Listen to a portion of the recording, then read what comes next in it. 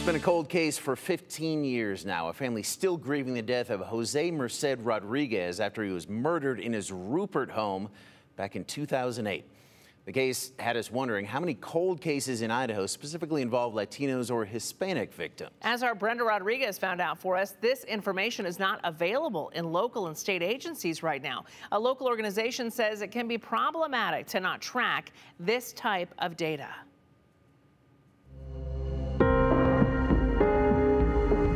A murder that left a family with just memories. Even as simple as going to Walmart and buy groceries, there's all kinds of memories like that, doing silly stuff in the stores. Simple things like that. On August 2nd, 2008, Brigido Rodriguez received a 3 a.m. phone call regarding his 25-year-old brother, Jose Merced Rodriguez. I jumped on my car right away and I went straight. I could feel and sense that something was not right, just by the tone of the voice when I received the phone call. The call was made by Jose's mother-in-law, telling Brigido Jose was headed to the hospital. The Minidoka Sheriff's Department says someone attacked Jose and his wife Karina while they slept in their Rupert home. From what we understand, a home invasion.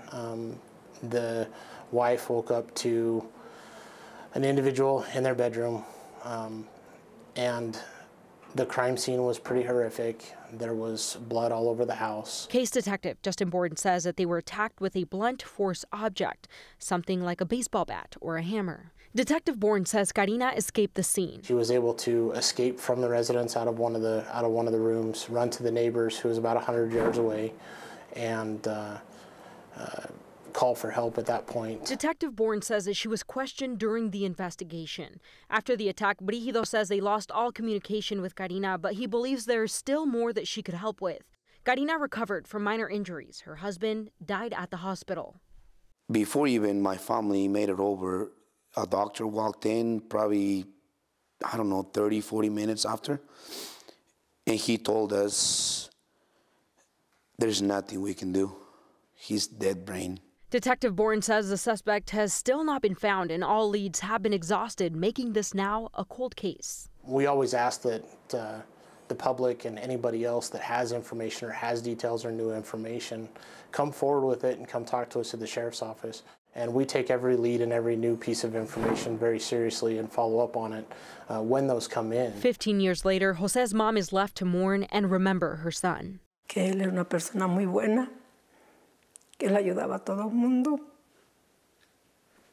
y era como un padre para sus hermanos porque su papá se iba a México, lo dejaba a cargo y él era muy responsable y muy trabajador.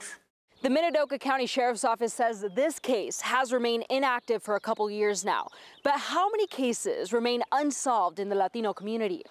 We don't know our number. I mean, we're just getting started. We have not had the resources to be able to go into the local communities and actually go through case files and say this goes onto this list and this goes. We haven't had the resources. Idaho State Police refers to not knowing the number of overall cold cases in Idaho. To help change that, they are now launching a cold case project to collect general data to help solve more cases. We are a state agency, and so we bring a lot of resources. But most of these cases are not going to be state police cases. Most of them are cases that are being worked by small local agencies or even bigger urban agencies. So they have the cases that are under their jurisdiction, and it's important for us to bring resources. Although ISP says they currently aren't tracking data, they estimate at least 130 open homicide investigations, and they're actively working on at least 50 of those cases. They also don't track deeper demographics like ethnicity. So our focus is, again, solving crime in Idaho. No matter where that crime is, no matter what subpopulations, subcultures that might exist in, because our mission is to solve crime. But the Idaho Commission on Hispanic Affairs Executive Director Margie Gonzalez says not tracking ethnicity can be an issue, especially in Idaho's fastest growing minority group, Latinos and Hispanic. But if you think about cold cases, how are we going to identify what communities need additional resources if we're not tracking that? If we're not tracking them by ethnicity. Although there's no data showing how many Idaho cold cases involved Hispanic or Latino victims, Gonzalez says many Idaho families whose loved ones are part of a cold case investigation feel like they've been forgotten by state officials, community members, and the media. I've heard it so many times, Brenda, from families to say, well, my child was not white, so my child has been forgotten. Do you think that if Jose was a different ethnicity, if he was white, do you think things would be different? 100% sure. MSD and ISP says every case is just as important to them.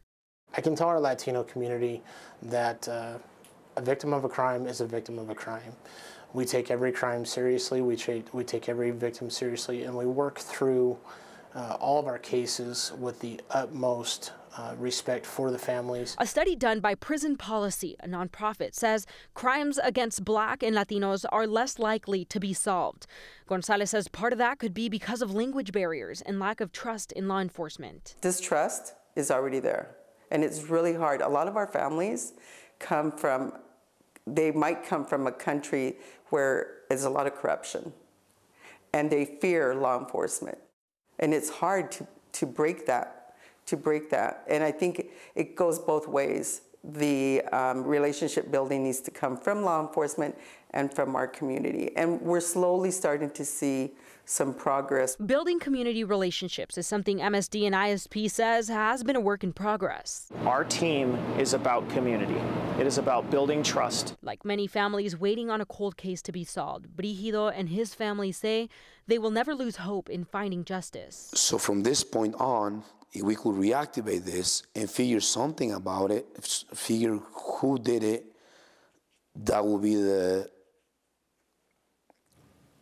ultimate goal for my family.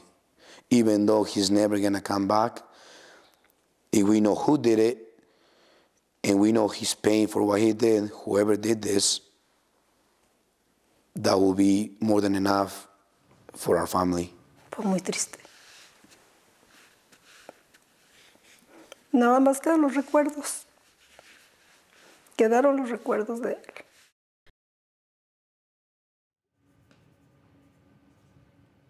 I talked to other agencies across the country to see if they were tracking this data. Smaller states like West Virginia and Wyoming said they don't track demographics like ethnicity, but bigger states like California do track them.